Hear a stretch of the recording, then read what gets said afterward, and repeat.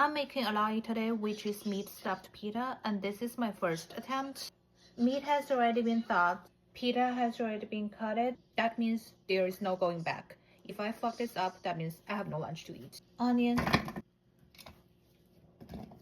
cilantro, and parsley.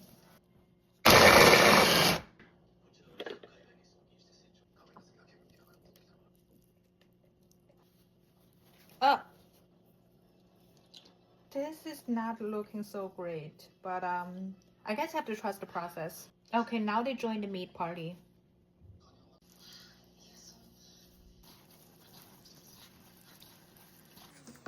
It is already smelling good. I think I can eat the meat raw.